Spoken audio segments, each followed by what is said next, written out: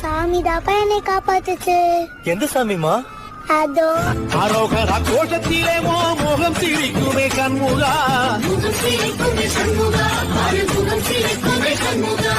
சித்திர நாடிலும் கண்முகா, அந்த உற்சவ நாடிலும் கண்முகா, நாளுங்கிழமையும் கண்முகா, ஒரு உண்மையை சொல்லவ கண்முகா, ஆறு படையிலும் ஆறு காலத்திலும் புத நடக்குமே கண்முகா, புத நடக்குமே கண்முகா.